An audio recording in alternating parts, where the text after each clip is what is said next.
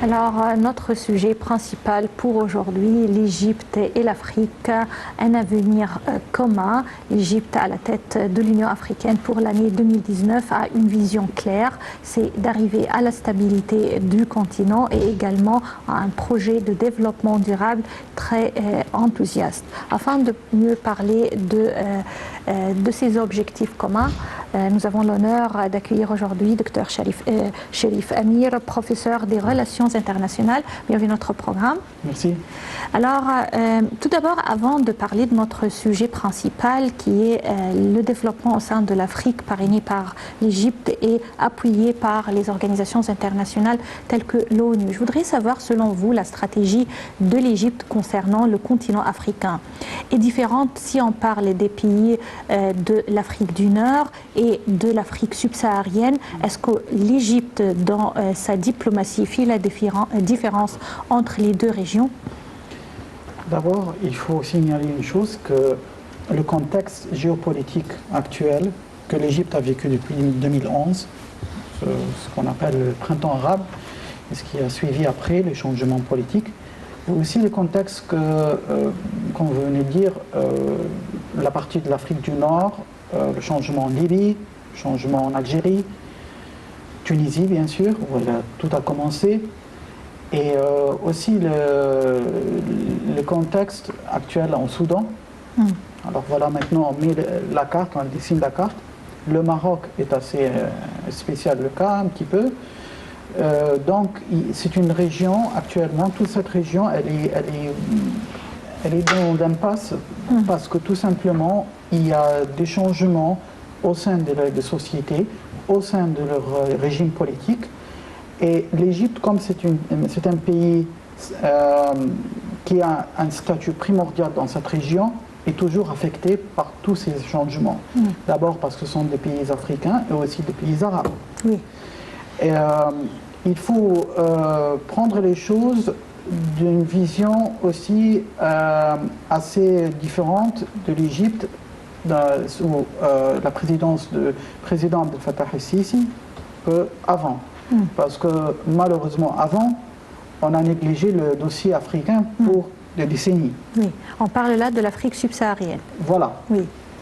Et déjà aussi avec l'Afrique du Nord, il y avait des équations assez difficiles avec Kadhafi, avec Ben Ali, avec Bouteflika. Alors c'était très différent. Maintenant, tout a changé avec El-Béchir au Soudan. Le président de Fattah el-Sisi, dès le premier jour, il a œuvré sérieusement sur le dossier, d'abord sur le dossier du Nil, parce que c'est quelque chose d'extrêmement vital pour l'Égypte. Il fallait commencer à prendre une position de fraternité, que l'Égypte, c'est le pays qui va offrir quelque chose à l'Afrique, et qu'après ça, tout ira selon la coopération qui va s'instaurer. C'est-à-dire, le président a effectué des visites non seulement pour l'Europe ou pour la Russie ou pour Washington, non, mais il a consacré un moment très important pour l'Afrique. Oui. C'était le premier président qui a visité le Rwanda après le génocide. D'ailleurs, il y a quelques jours, il y avait le ministre des Affaires étrangères de la Guinée, et n'oublions pas, en 2014, lorsque malheureusement l'Égypte a été irradiée de l'Union africaine, une des premières visites effectuées par le président, après l'Algérie, c'était la Guinée, et la Guinée a adopté la cause égyptienne et a défendu le cas de l'Égypte devant l'Union africaine, et on était réintégrés. C'était une étude stratégique qui n'a jamais été réalisée dans la diplomatie égyptienne avant. C'est-à-dire comment on a choisi un pays comme la Guinée, et pourquoi ce pays, et pourquoi on a travaillé avec eux, on a collaboré avec eux, le président lui-même s'est rendu là-bas, et comment on a pu avoir ce qu'on a voulu, c'est être réintégré au sein de l'Union africaine, et maintenant on a la présidence. Donc le contexte tout entier, si on le voit, c'est que l'Égypte essaye de travailler avec tous les partenaires, malgré les différences qui existent. Regardez avec le Soudan par exemple, il y a eu un conflit qui a éclaté entre les différentes factions à un certain moment. Mais l'Égypte a ouvert ses portes pour toutes les factions. Parce que certains ont travaillé à isoler l'Égypte, à le mettre de côté dans ces dossiers. Et heureusement, on avait la sagesse qu'on a trouvé qu'il fallait être un médiateur entre le conseil militaire là-bas et les factions politiques. Et maintenant, on a voilà, la signature de l'accord historique du Conseil de souveraineté soudanais. Alors, si on regarde globalement la situation, l'Égypte travaille avec chaque pays d'une façon à intégrer l'Égypte dans le dossier et en même temps garantir l'intérêt de l'Égypte. Surtout que après ce qui a eu lieu dans la région Nord-Afrique, il y a eu l'immigration clandestine. Cela, bien sûr, a affecté nos partenaires européens. Oui. Et là, à un certain moment, le président El-Sisi était présent en tant que garant de cette sécurité dans la Méditerranée. C'est vrai, oui. Et je viens d'entendre même un discours du président turc Erdogan il y a quelques minutes, où il a menacé encore une fois avec le chantage l'Europe, qu'il va ouvrir les frontières. Frontières pour les immigrés. Il l'a refait juste il y a quelques minutes. Oui. Alors que nous, le président Abdel Fattah el-Sisi, il a donné sa parole à nos partenaires européens. On arrête, oui, on fait tout le combat, on arrête l'immigration clandestine, mais le conflit libyen, ça concerne l'Afrique, parce que tous les crimes organisés ramènent les jeunes Africains là-bas pour l'exporter après ça pour l'Europe. C'est un crime organisé. Le pillage du pétrole libyen qui s'effectue pour le profit du Qatar et de la Turquie doit s'arrêter. Les groupes terroristes qui se sont installés là-bas, ils doivent être liquidés. On doit soutenir le maréchal Khalifa Haftar et aussi enlever l'embargo qui a été imposé sur Kadhafi, l'embargo d'armes, parce qu'il n'y a plus cette cause. Le lien causalité a disparu. Donc on était clair. Et avec le temps, maintenant, on voit que le maréchal Haftar est accueilli à l'Élysée en France, après qu'il était persona non grata.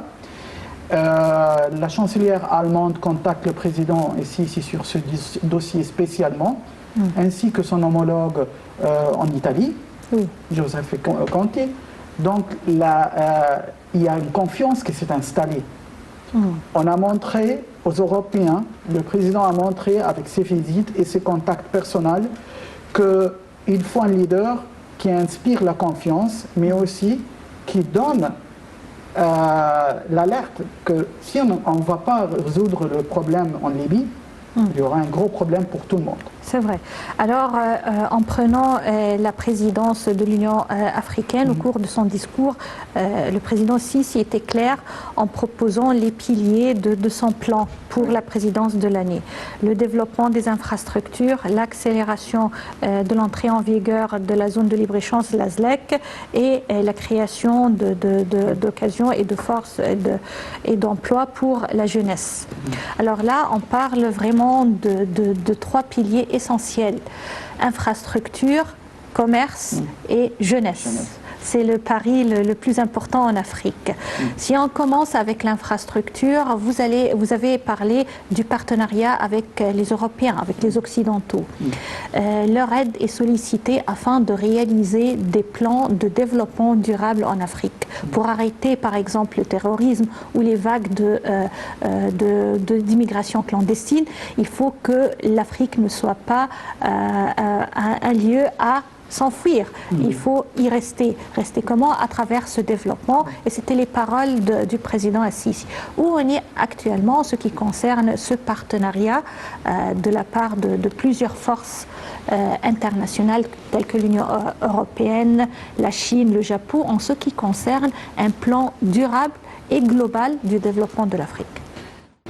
Retour à notre édition de direct pour aujourd'hui et notre invité au plateau, Dr Cherif Amir, professeur de relations internationales. On était en train de discuter un point très important, les plans de développement durable et global au sein de l'Afrique, parrainés par l'Égypte en partenariat avec les grands du monde entier. Où on est actuellement en ce qui concerne ces plans? Comme je venais de dire, ces plans ont été dressés bien avant la présidence de l'Égypte à l'Union africaine. L'Égypte, c'est un peu une coïncidence qui a été faite par l'histoire, c'est que l'Égypte, elle est toujours l'exemple de l'Afrique dans tout ce qui se passe. C'est-à-dire, si l'Égypte est en train de gagner de la place sur la scène internationale, ça arrive réciproquement à l'Égypte, à l'Afrique. À l'Afrique, c'est vrai. Il y a un point très important, c'est qu'actuellement, nos partenaires en Europe, ils ont souffert avec l'immigration. Leur situation sociale a un peu dégradé avec tous les contextes actuels, que ce soit en France, Italie, peut-être l'Allemagne, elle est un peu stable. Mais il ne faut pas oublier quelque chose de très important, c'est que l'Europe a commencé à sentir qu'il y a une concurrence chinoise sur le territoire africain. L'investissement chinois qui existe, et déjà aussi sur le secteur du canal de Suez en Égypte aussi. La relation entre la Chine, une grande puissance, et l'Afrique, elle est très différente entre l'Afrique et l'Europe, qui était coloniale, exploitation, beaucoup de souffrance, et aussi de dépendance. Parce que la Chine, elle fait une autre stratégie, c'est qu'ils s'installent dans un pays africain, ils construisent les usines, ils emploient la main-d'œuvre africaine, et le profit il est partagé. Ce n'est pas comme c'était avant entre l'Europe et l'Afrique. Oui. Ce qui se passe alors, c'est très différent parce que il y a un vrai sens du partenariat. Oui. Et l'Égypte, elle intègre cette idéologie. C'est que le partenariat économique veut dire aussi que la souveraineté du pays, elle est garantie. C'est ce qu'on fait ici en Égypte, et la Chine et les Russes le respectent sur le terrain. Alors je crois qu'actuellement, ce pilier-là, nous amène aussi au pilier de l'infrastructure. L'infrastructure, elle était très affectée dans de nombreux pays, inclus l'Égypte. Et si on voit ce qui se passe actuellement sur le terrain en Égypte, on voit que le président ici, il a octroyé une importance exceptionnelle à l'infrastructure en Égypte. D'abord avec les contrats avec Siemens, qu'on a maintenant, on est un pays qui fait l'industrie de l'électricité. C'est le plus grand central d'électricité dans la région du Moyen-Orient. Deuxièmement, l'infrastructure avec toutes les autoroutes qu'on est en train de travailler sur ces autoroutes et les aéroports, parce que tout simplement, si on fait le combat du terrorisme et si on donne les garanties aux investisseurs de venir en Égypte, mais on n'a pas l'infrastructure, ça ne sert à rien. Je crois que c'est ça le projet que l'Égypte a introduit à nos frères en Afrique. C'est leur dire, on peut travailler sur ça, sur cette situation. D'ailleurs, l'Égypte, elle parraine et réalise actuellement plein de projets d'infrastructures dans plusieurs pays africains. En Tanzanie, on vient d'inaugurer le barrage là-bas.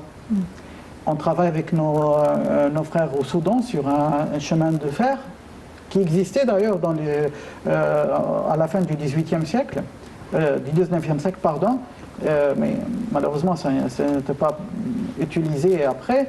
Mais maintenant, on essaye de refaire ce projet. On va relier tous ces pays ensemble pour que ce soit une puissance économique, mais en même temps, les souverainetés de chaque pays, elles garantissent. Donc, on a ces deux piliers. Le troisième, la jeunesse.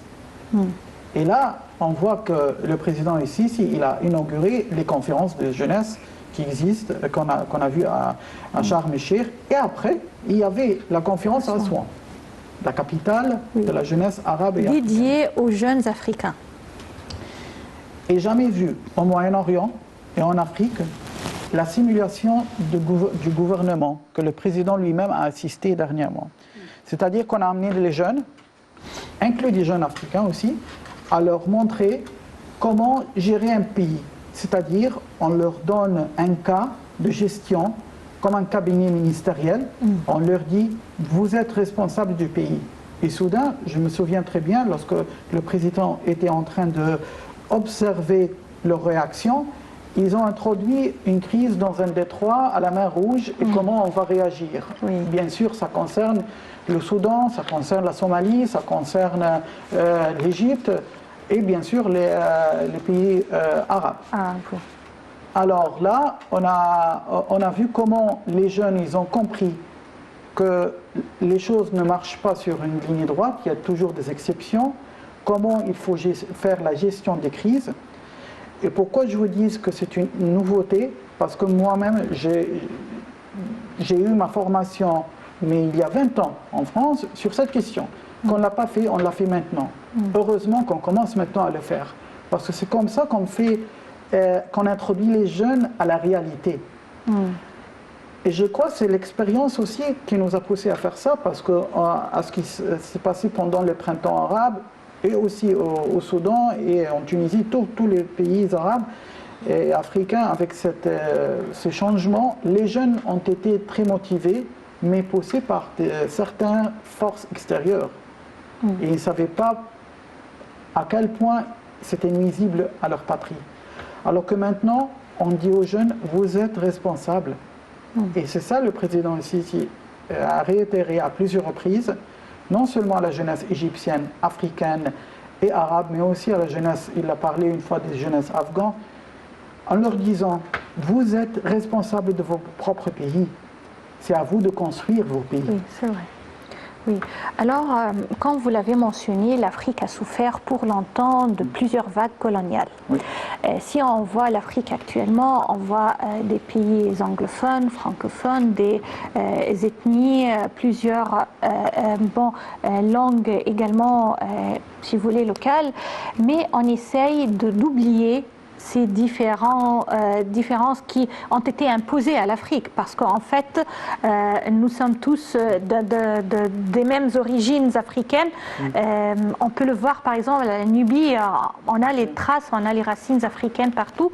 Alors comment aujourd'hui, cette nouvelle génération, parrainée par un leader qui comprenne et qui a la vision d'unifier les Africains, comme le président Abdel Fattah el-Sisi, comment peuvent-on oublier ces différences et œuvrer pour l'avenir? Comment peuvent-on oublier les traumas d'une guerre, des génocides par exemple, comme le Rwanda? Comment œuvrer pour l'avenir sans vraiment être alourdi par ces souvenirs du passé? Il ne faut pas oublier aussi l'exemple de le Soudan du Sud, le sud du Soudan. Le sud du Soudan, qui est un pays très riche dans l'agriculture et tout, mais ils sont en train de s'entretuer pour l'instant. Et l'Égypte fait tout pour arrêter le sang qui coule là-bas, parce que c'est un pays dommage, c'est un pays très riche, un pays ami à l'Égypte aussi. Alors il faut travailler avec eux pour reconstruire ça, pour répondre à votre question. Là, je vous dis tout simplement, comme vous venez de dire, il faut un leader. L'Afrique était toujours comme ça. Il faut souvent un leader qui réunisse. Parce que malheureusement, l'époque coloniale a créé cette mentalité tribale. Elle n'est pas uniquement en Afrique subsaharienne, mais aussi elle existe en Libye, jusqu'à maintenant. La mentalité tribale, elle divise. La mentalité tribale, elle cause souvent l'ingérence. C'est-à-dire, vous aurez une force extérieure qui va venir soutenir une faction contre l'autre. Ce sont un même peuple, mais qui est soutenu par des différentes forces. Et là, vient aussi après le leader, c'est la capitale. C'est-à-dire, comme on a déclaré Assouan. Et pourquoi Assouan? Parce que, comme vous venez de dire à juste titre, la Nubie, c'est un lien historique, un lien exemplaire dans l'Afrique. C'était un royaume, c'était une puissance extrêmement importante en Afrique et qui fait le lien entre les différents peuples. Et c'est heureusement ce que l'Égypte a compris ça, c'est-à-dire le fait que le président a inauguré une conférence là-bas pour déclarer que c'est la capitale de la jeunesse arabe et africaine. c'est le fruit d'une étude géostratégique très profonde. Pourquoi Assouan? Parce qu'Assouan, c'est un lien entre les Africains, entre les Égyptiens, les Arabes. C'est un trésor humain qui existe.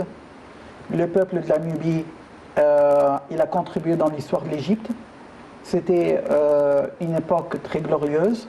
Et je trouve que l'Égypte a eu sa richesse de cette diversité qu'on a. C'est-à-dire, regardez par exemple, au début du XXe siècle, l'Égypte, le Caire qui était la plus belle capitale, à cette époque, on avait intégré toutes les nationalités en Alexandrie, dans une seule ville. Une ville cosmopolitaine à vrai titre, oui. Dans une seule ville. Et que maintenant, on a même leur génération qui disent, après qu'ils sont partis en Europe, ils disent nos belles souvenirs, c'est l'Égypte, c'est l'Alexandrie. Alors, l'Égypte elle-même, c'est un trésor. Et je crois que le président Abdel Fattah el-Sisi, il a compris comment utiliser ce trésor qui est la position géostratégique, culturelle, historique, politique et aussi militaire, parce qu'on est garant de la sécurité régionale. Oui. Comment on peut utiliser tous ces atouts et après ça les amener à contribuer à la construction de l'Afrique, sachant que, comme je disais, il y a un déclin chez nos partenaires européens sur beaucoup de choses et c'est le moment qu'on commence à travailler sur nous-mêmes. Oui. Parlons de cette construction. Devant le sommet du G7 en France, le président Abdel Fattah el-Sisi, parlant de la biodiversité, il a mentionné que l'Afrique ne doit pas payer le prix des pays industrialisés qui viennent quelquefois exploiter les richesses de l'Afrique sans donner ni le développement ni le transfert de la technologie. Ça, c'est très important parce que si, par exemple, comme vous l'avez mentionné, il y a des usines qui sont construites et tout, mais le transfert de la technologie n'est pas fait intégralement, c'est à part. Alors, comment peut-on arriver, à travers des pourparlers, à travers des partenariats équitables, à préserver et protéger l'Afrique de ces effets néfastes tels que le réchauffement climatique? Il faut comprendre que l'Afrique, oui, c'est un continent qui a souffert pour un long moment, mais il faut comprendre quelque chose, que l'Afrique est très riche avec la main-d'œuvre de la jeunesse. Et que cette jeunesse, elle aspire à exploiter leur propre pays pour travailler pour eux-mêmes. Ils ont vu avec leurs propres yeux ce qui se passait dans les bateaux, malheureusement, qui coulaient au sein de la Méditerranée pour arriver à l'Europe. Et comment les choses ne sont pas vraiment très belles au vieux continent. Comme oui, de l'autre côté de la Méditerranée. Voilà. Oui. Le rêve commence à se dissiper. Et un autre facteur que j'ai cité, c'est l'arrivée des Chinois, qui ont commencé à leur dire, bah, écoutez, il y a quelque chose à faire. Il y a une autre équation qui peut être Bien vraiment sûr. une équation plus équitable, gagnant-gagnant. Bien sûr. Et on ajoute à cela l'Égypte, qui commence à redevenir la puissance exemplaire de l'Afrique, avec la construction des barrages, avec la construction des autoroutes, avec la fourniture de l'électricité. Parlant de la technologie, on a commencé un des projets primordiaux de l'Égypte sous la présidence de l'Afrique, de l'Union africaine. C'est qu'on a introduit ici une conférence qui reliait les systèmes de sécurité partout en Afrique avec un système numérique. C'est-à-dire qu'on peut coordonner entre nos services de sécurité et les services de nos frères en Afrique par les ordinateurs, par un système uni pour savoir comment se protéger des dangers du terrorisme qui existent aussi malheureusement. Donc l'équation que vous venez de dire, oui, l'équation elle a totalement changé. Et je crois que la jeunesse africaine elle a commencé à comprendre cela. On ajoute à cela aussi ce qui se passe pour le réchauffement climatique, ce qui se passe par exemple dans la destruction des forêts. Et ils ont compris maintenant qu'il faut protéger ce trésor forestier au sein de l'Afrique. Et aussi on a les safaris, parce que c'est un trésor, on ne peut pas négliger, avec toute la richesse et la diversité de toutes les créatures au sein de l'Afrique. Ça rapporte de l'argent, ça rapporte des main-d'œuvre aussi africaines qui commencent à regarder leur pays d'un autre angle, c'est-à-dire on ne travaille pas pour aller en Europe après. Ben non, on travaille pour que notre pays soit un pays respectable, un pays qui a un sens pour l'avenir. Oui. Et là, je crois que le rôle de l'Égypte et le rôle du président Abdel Fattah el-Sisi, c'est de leur dire on est là, on va travailler ensemble. Si les portes de l'Europe se ferment, ce n'est pas la fin du monde. Au contraire, c'est un nouveau chapitre qui va commencer.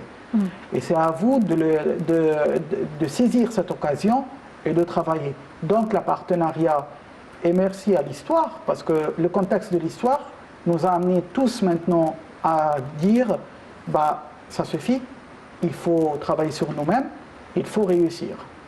Et le contexte géopolitique a accentué cela. Oui. En ce qui concerne la jeunesse, l'Égypte offre des formations dans tous les domaines pour la jeunesse africaine.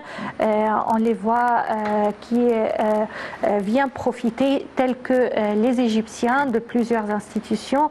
Alors, selon vous, ces programmes de formation doivent se concentrer sur quel genre d'études et également d'expertise? 3 axes que j'ai dans la tête. D'abord, les start-up, c'est-à-dire les entrepreneurs, les jeunes entrepreneurs. Voilà. Oui. Ça, on l'a vu partout en Europe et aussi au Moyen-Orient. Il y a des pays qui ont... C'est le nouveau Paris, oui. Voilà. Et ça ne coûte pas cher. Oui. Donc, on ne peut pas dire aux jeunes, vous devez avoir une fortune pour commencer.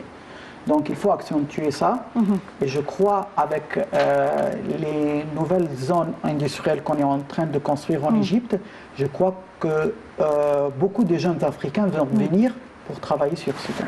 Vous avez dit 3 axes, on a cité un. Dans une minute, vous pouvez nous citer les 2 parce qu'on arrive au terme de notre émission. Le deuxième, c'est d'abord la technologie numérique. Oui. Parce que sans la technologie, on n'arrivera jamais à faire ça. Oui. La troisième, c'est l'éducation. Il faut former des jeunes qui vont être l'avenir de l'éducation chez leur pays et ne pas attendre quelqu'un de l'extérieur de venir. Très bien, c'est un plan ambitieux à réaliser afin d'arriver au développement durable du continent africain. Je tiens à remercier notre invité, Dr Cherif Amir, professeur de Relations internationales. Merci d'être parmi nous. Et c'est ainsi qu'on termine notre édition de direct. Demain, une nouvelle équipe. Passez d'excellents moments avec la suite de nos programmes sur NTV International. Au revoir.